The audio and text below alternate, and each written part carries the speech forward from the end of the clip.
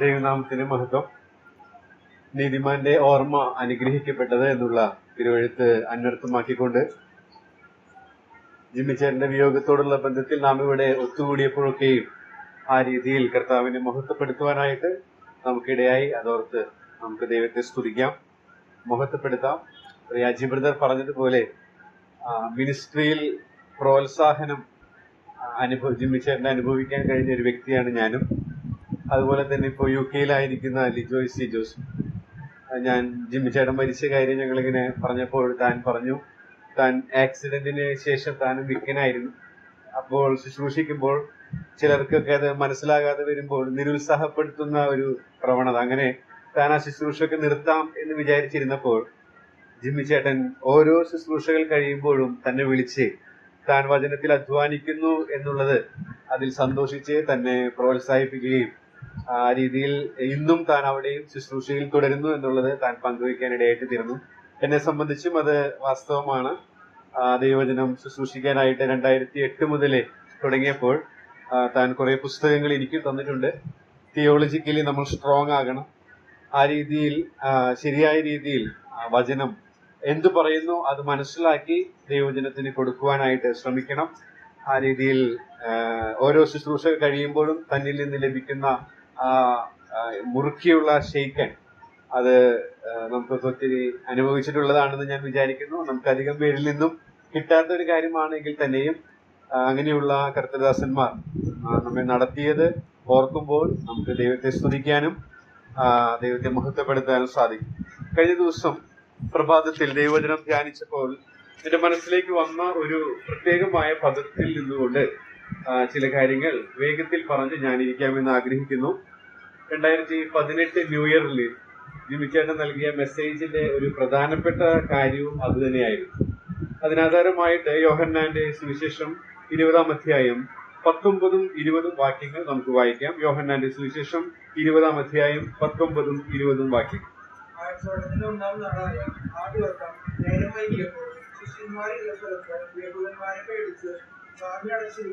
യേശു നടുവിൽ നിന്നുകൊണ്ട് നിങ്ങൾക്ക് സമാധാനം എന്നവരോട് പറഞ്ഞു. ഇത് പറഞ്ഞിട്ട് അവൻ കയ്യും വിലാപ്പുറവും അവരെ കാണിച്ചു. കർത്താവിനെ കണ്ടിട്ട് ശിഷ്യന്മാർ സന്തോഷിച്ചു. 20-ാം വാക്യത്തിന്റെ മധ്യഭാഗത്ത് നാം വായിക്കുന്നത് കർത്താവിനെ കണ്ടിട്ട് എന്നുള്ള പ്രയോഗമാണ്. കർത്താവിനെ കണ്ടിട്ട്, ചുമ്മാ ഒന്ന് കാണുക എന്നുള്ള അർത്ഥമല്ല അവിടെ ഉള്ളത്. കർത്താവിനെ നോക്കിയപ്പോൾ 2018 സന്ദേശത്തിൽ ഫിലിപ്പിയർ 3:14 ന്യൂ ഇയർ സന്ദേശത്തിൽ താൻ നൽകിയത് മറക്കുക, ആയുക, ഓടുക എന്നുള്ളതായിരുന്നു. അതിൽ ഇബ്രായ ലേഖനം 12:1-നെയും 2-നെയും അധികരിച്ചുകൊണ്ട് ഓടുക, യേശുവിനെ നോക്കിക്കൊണ്ടുള്ള ഓട്ടത്തെ കുറിച്ച് പറഞ്ഞതും അതിനോടനുബന്ധിച്ച് പറഞ്ഞ ദൃഷ്ടാന്തവും നമ്മുടെ മനസ്സിൽ നിന്ന് മായാതെ നിൽക്കുന്നു എന്ന് ഞാൻ വിചാരിക്കുകയാണ്. ഇവിടെ കർത്താവിനെ കണ്ടിട്ട് എന്നുള്ള പ്രയോഗം, ക്രിസ്തീയ ജീവിതം എന്ന് പറയുന്നത് അനുദിനം കർത്താവിനെ നോക്കുന്ന ഒരു ജീവിതമാണ്. കർത്താവിനെ കാണുന്ന ഒരു അനുഭവമാണ് ക്രിസ്തീയ ജീവിതത്തിൽ അനുദിനം നമുക്കുണ്ടാകേണ്ടത്. അങ്ങനെ കർത്താവിനെ നാം അനുദിനം ശ്രദ്ധിച്ചു നോക്കുന്ന ഒരു ശീലം നമ്മിൽ ഉണ്ടാകേണ്ടത് ആവശ്യമാണ്. ജിമ്മിച്ചേട്ടനിൽ അത് ഉണ്ടായിരുന്നു എന്നുള്ളത് വാസ്തവമാണ്. പ്രിയാജി ബ്രദർ സാക്ഷ്യം പറഞ്ഞപ്പോൾ അത് ഓർക്കാനിടയായിട്ട് തീർന്നു. താൻ വീഴുന്നതിന് മുൻപ് വരെ ദിനംതോറും ദൈവവചന പഠനത്തിനായിട്ട് ഒരു സമയം വേർതിരിച്ചിരുന്നു എന്നുള്ളത് എത്രയോ അനുഗ്രഹീതമായ ഒരു വസ്തുതയാണ്. അത് ദിനംതോറും കർത്താവിനെ കാണുന്ന അല്ലെങ്കിൽ കർത്താവിനെ നോക്കുന്ന ഒരു ജീവിതമാണ് ക്രിസ്തീയ ജീവിതം എന്ന് പറയുന്നത്. അങ്ങനെ കർത്താവിനെ നാം നോക്കുമ്പോൾ എന്തൊക്കെയാ കാണാൻ സാധിക്കുക? അതാണ് ഈ കലങ്ങി മറിയുന്ന ലോകത്തിൽ നമുക്കറിയാം മ്യാൻമാറിലൊക്കെ സംഭവിച്ച ഭൂകമ്പങ്ങളൊക്കെ, ആ ദൃശ്യങ്ങളൊക്കെ നാം സോഷ്യൽ മീഡിയയിലൂടെ കണ്ടപ്പോൾ നമ്മുടെ മനസ്സിനെ വേദനിപ്പിക്കുന്ന, കരളിനെ അലിയിക്കുന്ന കാര്യങ്ങളാണ്. അങ്ങനെയുള്ള വിഷമ വേളകളിൽ, വേദനാ വേളകൾ നിറഞ്ഞ ഒരു കാലഘട്ടത്തിലൂടെ നാം കടന്നു പോകുമ്പോൾ നമ്മുടെ സമൂഹത്തിൽ നോക്കിയാൽ മയക്കുമരുന്നുകൾ, അതുപോലെ കെമിക്കൽ ഡ്രഗ്സിനൊക്കെ അഡിക്റ്റ് ആയിരിക്കുന്ന വളരെ ചെറിയ തലമുറകളെ തന്നെ നമ്മൾ കാണുമ്പോഴൊക്കെ വളരെ കലങ്ങി മറിയുന്ന ഒരു അന്തരീക്ഷം നമ്മുടെ മനസ്സിൽ വരാൻ സാധ്യതയുണ്ട്. അങ്ങനെയുള്ള ഈ കാലഘട്ടത്തിൽ കർത്താവ് നമ്മെ കുറിച്ച് ആഗ്രഹിക്കുന്ന ഒരു കാര്യമാണ് ദിനംതോറും അവനെ നോക്കുക, അവനെ കാണുക എന്നത്. അവനെ നോക്കുമ്പോൾ എന്താ നമുക്ക് കാണാനായിട്ട് സാധിക്കുന്നത്? അതാണ് ഇവിടെ നിന്ന് ഞാൻ വേഗത്തിൽ 3-4 കുറിപ്പുകൾ പറഞ്ഞിരിക്കാമെന്ന് ആഗ്രഹിക്കുന്നത്. ഒന്നാമത് നാം അവിടെ വായിച്ചത് കർത്താവിനെ കണ്ടിട്ട് ശിഷ്യന്മാർ സന്തോഷിച്ചു എന്നുള്ളതാണ്. അപ്പൊ കർത്താവിനെ നോക്കുമ്പോൾ, കർത്താവിനെ കാണുമ്പോൾ എന്താ കാണുവാനായിട്ട് കഴിയുക എന്ന് ചോദിച്ചാൽ സന്തോഷത്തിന്റെ പരിപൂർണത, അല്ലെങ്കിൽ സന്തോഷം നൽകുന്ന കർത്താവിനെ നമുക്ക് നോക്കുമ്പോൾ കാണാനായിട്ട് സാധിക്കും എന്നുള്ളതാണ്. സന്തോഷം നൽകുന്ന കർത്താവ്. നാം ഈ സന്ദർഭം നോക്കിയാൽ 19-ാമത്തെ വാക്യത്തിൽ നാം വായിക്കുന്നത്, അവർ ആഴ്ചവട്ടത്തിന്റെ 1-ാം നാളായ ദിവസം നേരം വൈകിയപ്പോൾ ശിഷ്യന്മാർ ഇരുന്ന സ്ഥലത്ത് യഹൂദന്മാരെ പേടിച്ച്, അപ്പോ ഒരു ഭയത്തിന്റെ അവസ്ഥ അവിടെയുണ്ട്. അതുപോലെ തന്നെ നിങ്ങൾക്ക് സമാധാനം എന്നാണ് കർത്താവ് അവരോട് ആദ്യം പറയുന്നത്.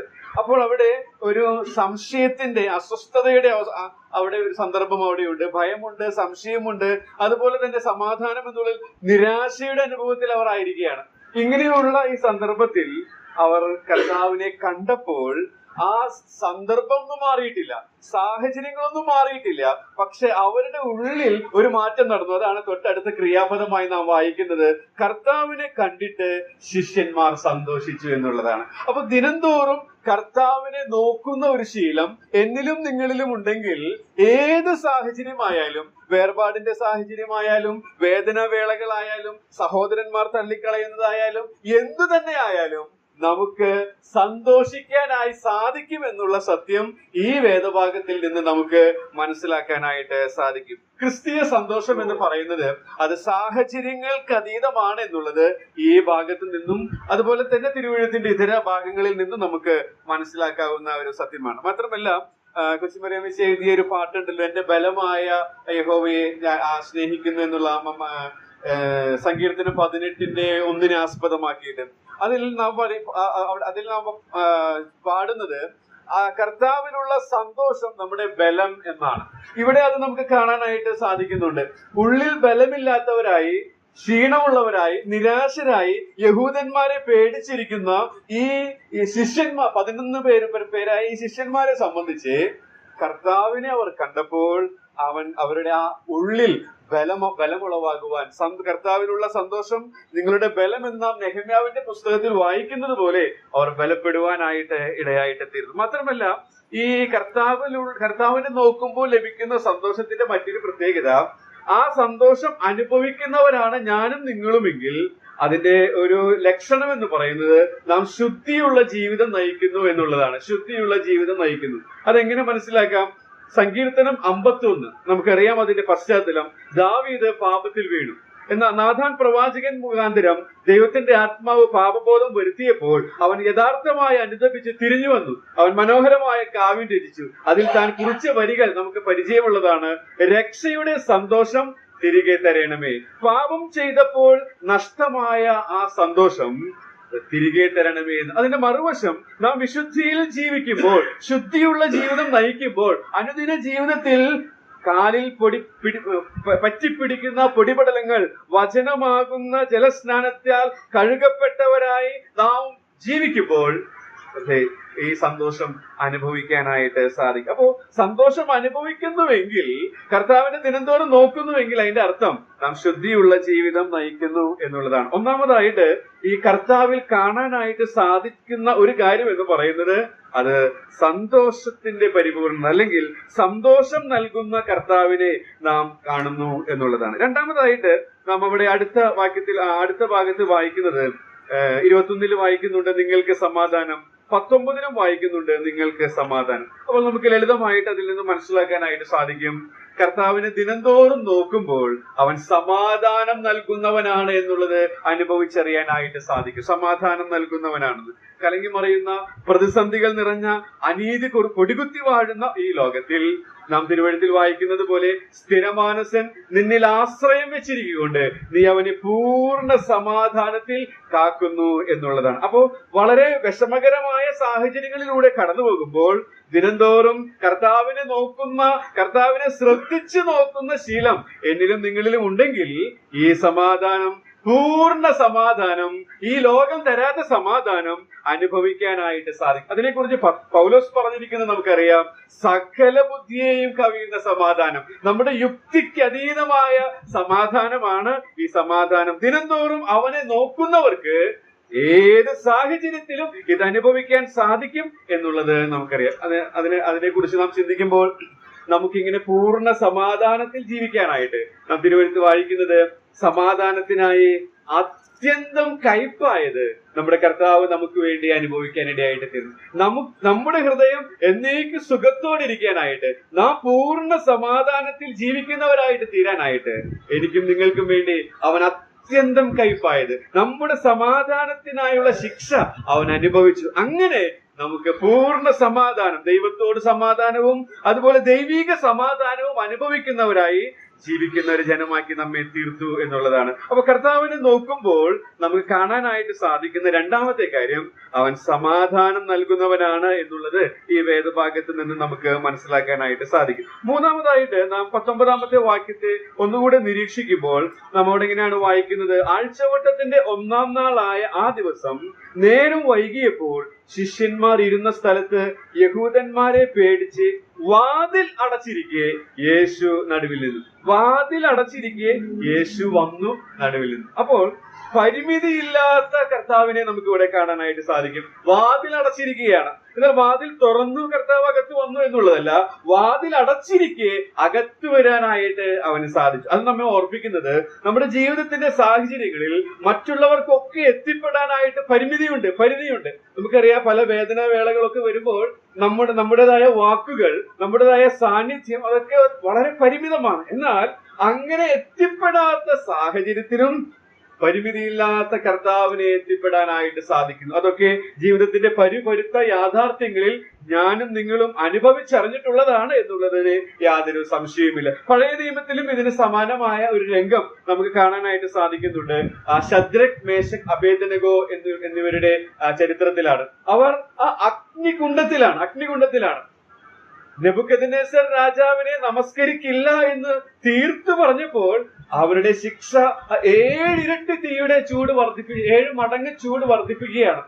ഈ യുവാക്കന്മാരെ കൊണ്ടുപോയവർ പോലും വെന്തുപോയി. എന്നാൽ ആ യുവാക്കൾ ആ തീക്കുണ്ടത്തിലായപ്പോൾ അവരോട് കൂടെ സ്ഥലകാല പരിമിതിയില്ലാത്തവനായിട്ട് വന്ന കർത്താവിനെ കുറിച്ച് നാം ദാനിയേലിന്റെ ചരിത്രത്തിൽ വായിക്കുന്നു. ഇവിടെ ശിഷ്യന്മാർ കണ്ട കർത്താവ് പരിമിതിയില്ലാത്ത കർത്താവാണ്. ഏതൊക്കെ സാഹചര്യങ്ങളിലൂടെ നാം കടന്നുപോയാലും മറ്റുള്ളവർക്ക് പരിമിതികളുണ്ട്, മറ്റുള്ളവർക്ക് കടന്നു വരുവാനായിട്ട് പരിധികളുണ്ട്. എന്നാൽ പരിധികളോ ഇല്ലാത്തവനാണ് നമ്മുടെ കർത്താവ് എന്നുള്ളത് നമുക്ക് ഇവിടെ നിന്ന് മനസ്സിലാക്കാനായിട്ട് സാധിക്കും. അവന് ഔട്ട് ഓഫ് റേഞ്ച് എന്ന് പറയുന്നത് നമ്മുടെ കർത്താവിനില്ല എന്നുള്ളത് എത്രയോ ആശ്വാസവും ഉറപ്പും ധൈര്യവും നൽകുന്ന ഒരു സത്യമായിട്ടിരിക്കുന്നു എന്നുള്ളതിന് യാതൊരു സംശയവുമില്ല. മാത്രമല്ല, വീണ്ടും നാം ആ ഭാഗം ഒന്ന് ധ്യാനിക്കുമ്പോൾ നാം അവിടെ വായിച്ചത് ഇങ്ങനെയാണ്, ശിഷ്യന്മാർ ഇരുന്ന സ്ഥലത്ത് യഹൂദന്മാരെ പേടിച്ച് വാതിൽ അടച്ചിരിക്കെ യേശു വന്നു എന്നുള്ളതാണ്. യേശു വന്നു. നമുക്കറിയാം, ഇത് ഈ അധ്യായം ആരംഭിക്കുന്നത് തന്നെ കർത്താവിന്റെ ഉയർത്തെഴുന്നേൽപ്പിനെ കുറിച്ച് പറഞ്ഞുകൊണ്ടാണ്. നാം നേരത്തെ കേട്ട സാക്ഷ്യത്തിലും പാടിയ പാട്ടിലൊക്കെ നാം അത് ഓർക്കാനിടയായിട്ട് തീരും. നമ്മുടെ കർത്താവ് മരണത്തെ ജയിച്ചവനാണ്. അപ്പോൾ ഇവിടെ അവർ എന്താ കണ്ടത് എന്ന് ചോദിച്ചാൽ, ജയാളിയായ കർത്താവിനെയാണ് യേശു വന്നു എന്നുള്ളതിൽ നിന്ന് മനസ്സിലാക്കാൻ. മരിച്ച് മൺമറഞ്ഞു പോയവനല്ല, അവൻ മരണത്തെയും പാതാളത്തെയും തോൽപ്പിച്ചുകൊണ്ട് ജയാളിയായിട്ട് വീണ്ടും അവരുടെ അരികിലേക്ക് വന്നു എന്നാണ് നാം അവിടെ കാണുന്നത്. ജയാളിയായ കർത്താവിനെ കുറിച്ച് നാം അവിടെ വായിക്കുന്നു. പത്മോസ് ദ്വീപിൽ ഏകനായി കിടന്നിരുന്ന യോഹന്നാൻ അപ്പോസ്തലനോടുള്ള ബന്ധത്തിൽ നമുക്കറിയാം, അവിടെ കർത്താവിന് വെളിപ്പെട്ടപ്പോൾ പറയുന്നത്, മരണത്തിന്റെയും പാതാളത്തിന്റെയും താക്കോൽ എന്റെ കൈവശമുണ്ട് എന്നുള്ളതാണ്.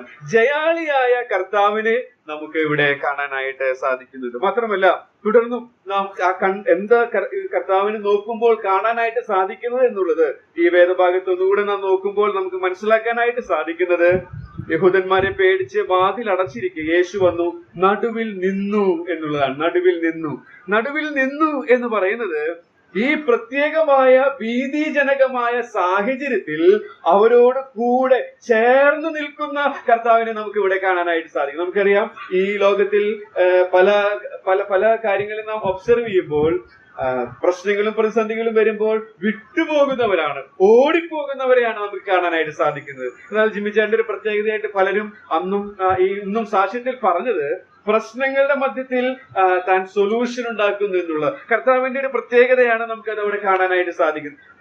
പ്രതികൂലങ്ങളുടെ മധ്യത്തിൽ അവൻ നടുവിൽ നിന്നു, അവൻ ചേർന്ന് നിൽക്കുന്നു എന്നുള്ളത് നമുക്ക് അവിടെ മനസ്സിലാക്കാനായിട്ട് സാധിക്കുന്നു. മാത്രമല്ല, അങ്ങനെ ചേർന്ന് നിൽക്കുന്നത് എന്തുകൊണ്ടാണ്? അവർ വളരെ വിലപ്പെട്ടവരായതുകൊണ്ടാണ്. സാധാരണക്കാരായി കണക്കാക്കുന്നുവെങ്കിൽ കർത്താവിന് ഈ സാഹചര്യത്തിൽ അവിടേക്ക് വരേണ്ടതായിട്ടില്ല. പക്ഷെ കർത്താവ് അവരുടെ നടുവിൽ നിൽക്കുന്നത് ആ പ്രശ്നങ്ങളുടെ മധ്യത്തിൽ അവരുടെ പ്രശ്നം തന്റെ പ്രശ്നം എന്നുള്ള രീതിയിൽ ഏറ്റെടുക്കുന്നത് കൊണ്ടാണ്. അത് വിലയേറിയവരായിട്ട് അവരെ കാണുന്നു, ശിഷ്യരെ കാണുന്നു എന്ന ചിത്രം നമ്മുടെ മനസ്സിലേക്ക് കൊണ്ടുവരുന്നുണ്ട്. മാത്രമല്ല, നിങ്ങളുടെ പ്രശ്നങ്ങളുടെ മധ്യത്തിൽ ഞാനുണ്ട്, നടുവിൽ നിന്നു എന്നുള്ളത് അവർ നേരിടുന്ന ഈ പ്രത്യേകമായ ഭീതി, സംശയം, നിരാശ, ഇത് മനുഷ്യർ എന്നുള്ള നിലയിൽ ശിഷ്യന്മാർ അനുഭവിച്ചപ്പോൾ നിങ്ങളുടെ ഈ പരാജയത്തിന്റെ മധ്യത്തിലും ഞാൻ നിങ്ങളോട് കൂടെയുണ്ട്, നടുവിലുണ്ട് എന്ന് പറയുന്ന കർത്താവിനെ നമുക്ക് അവിടെ കാണാനായിട്ട് സാധിക്കും. ഒടുവിലായിട്ട് നാം അവിടെ ശിഷ്യന്മാർ എന്നുള്ള പദം 19-ാം വാക്യത്തിൽ കാണുന്നത്. ശിഷ്യന്മാർ, ഈ ശിഷ്യന്മാർ എന്ന് പറയുമ്പോൾ 11 പേരാണ് ഇപ്പോൾ ഉള്ളത്. 11 പേർ. ഈ 11 പേരിൽ ഒരാൾ പത്രോസാണ്. പത്രോസിനെ കുറിച്ച് നമുക്കറിയാം. അവനെ കുറിച്ച് നാം പത്രോസ് ചെയ്ത കാര്യം നാം വായിക്കുന്നത് തന്റെ അരുമനാഥനെ തള്ളിപ്പറഞ്ഞ കാര്യമാണ്. മാത്രമല്ല, ശിഷ്യന്മാർ എന്ന് പറയുമ്പോൾ അത് തൊട്ട് മുൻപിലുള്ള അധ്യായങ്ങളിലേക്ക് നാം പോകുമ്പോൾ എല്ലാവരും ആ പ്രത്യേകമായ പ്രതിസന്ധി ഘട്ടത്തിൽ കർത്താവിനെ വിട്ട് ഓടിപ്പോയതായിട്ട് നാം വായിക്കുന്നുണ്ട്. അങ്ങനെ തീർത്തും പരാജിതരായിട്ടുള്ള, അവരെ ഏൽപ്പിച്ച ദൗത്യത്തിലാകട്ടെ, അവരെ ഏൽപ്പിച്ചിരിക്കുന്ന സത്യങ്ങളാകട്ടെ, അവരെ ഏൽപ്പിച്ചിരിക്കുന്ന കാര്യങ്ങളാകട്ടെ, അതിലൊക്കെ അവർ പരാജിതരായിരുന്നു. എന്നാൽ പരാജയപ്പെട്ടാലും നാം അവിടെ കർത്താവ് അവരുടെ അടുക്കൽ വന്നു നിന്നു എന്നുള്ളതിൽ നിന്ന് മനസ്സിലാക്കുന്നത് ഒരു നാളും കൈവിടാത്ത, ഉപേക്ഷിക്കാത്ത കർത്താവിന്റെ ചിത്രമാണ്. ഞാൻ ഒരു നാളും കൈവിടുകയില്ല, ഉപേക്ഷിക്കുകയുമില്ല എന്ന് നാം എബ്രായ ലേഖനം 13-ാം അധ്യായത്തിൽ വായിക്കുന്നുണ്ട്. മാത്രമല്ല, തിരുവെഴുത്തിന്റെ മറ്റ് 4 ഭാഗങ്ങളിലും ഇതിന് സമാനമായ ആശയം നമുക്ക് കാണാനായിട്ട് ഒരു നാളും കൈവിടാത്ത, ഉപേക്ഷിക്കാത്തവനായ കർത്താവ്. ഞാൻ എന്റെ ഈ സന്ദേശം ഇവിടെ നിർത്താനായിട്ട് ആഗ്രഹിക്കുകയാണ്. കർത്താവിനെ കാണുക, കർത്താവിനെ നോക്കുക എന്നുള്ളത് ഏതൊരു ദൈവ പൈതലിന്റെയും ചുമതലയാണ്. ഓരോ ദിവസവും ആ തൃപ്പാദത്തിലിരുന്ന് കർത്താവിനെ ശ്രദ്ധിച്ചു നോക്കുവാൻ എനിക്കും നിങ്ങൾക്കും കടപ്പാടുണ്ട്. അങ്ങനെ നോക്കുമ്പോൾ അനേക കാര്യങ്ങൾ അവനിൽ കാണാനായിട്ട് സാധിക്കും. നഗൽ സാഹിബ് പാടിയിട്ടുള്ളത് ഇങ്ങനെയാണ്: മനുഷ്യരിലും ദൂതന്മാരിലും അതിസുന്ദരനായവനെ അനുദിനം നിൻ ദിവ്യ സൗന്ദര്യം എന്നെ ആമോദമാക്കണമേ. എങ്ങനെയാണ് അവന്റെ ദിവ്യ സൗന്ദര്യം നമ്മുടെ ആമോദമായിട്ട് തീരുന്നത്?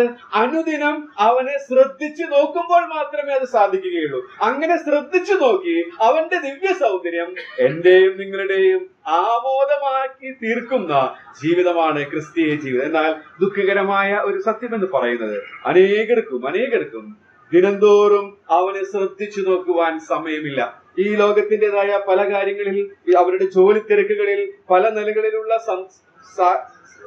പല ദുശീലങ്ങൾക്ക് അടിമകളാകുന്നത് കൊണ്ട്, പലതരത്തിലുള്ള കാര്യങ്ങളിൽ അവർ വ്യാപൃതരാകുന്നത് കൊണ്ട് ഓരോ ദിവസവും യേശുവിനെ കാണുവാൻ, യേശു എങ്ങനെയുള്ളവനെന്ന് നോക്കുവാൻ സാധിക്കാതെ പോവുകയാണ്. എന്നാൽ അങ്ങനെ നോക്കുന്നവർക്ക് ആ സന്തോഷത്തിന്റെ പരിപൂർണത, ആ സമാധാനം, സകല ബുദ്ധിയെയും കവിയുന്ന സമാധാനം, അവരുടെ സാഹചര്യങ്ങളെ എത്ര തന്നെ വിപരീതമായാലും സ്ഥലകാല പരിമിതിയില്ലാതെ കൂടെ വരുന്ന കർത്താവിനെ, ജയാളിയായ കർത്താവിനെ, നമ്മുടെ പ്രശ്നങ്ങളുടെ നടുവിൽ നിൽക്കുന്ന, നമ്മെ ചേർത്ത് പിടിക്കുന്ന, നാം അവന് പ്രിയപ്പെട്ടവരാണെന്ന് തിരിച്ചറിയുന്ന കർത്താവിനെ രുചിച്ചറിയാനായിട്ട്, ഒരു നാളും കൈവിടാത്ത, ഉപേക്ഷിക്കാത്ത കർത്താവിനെ രുചിച്ചറിയാനായിട്ട് സാധിക്കും. അതിനായിട്ട് വചനം പറഞ്ഞതിന്റെയും കേട്ടതിങ്ങളെയും ദൈവത്തിന്റെ ആത്മാവ് സഹായിക്കുമാറാകും.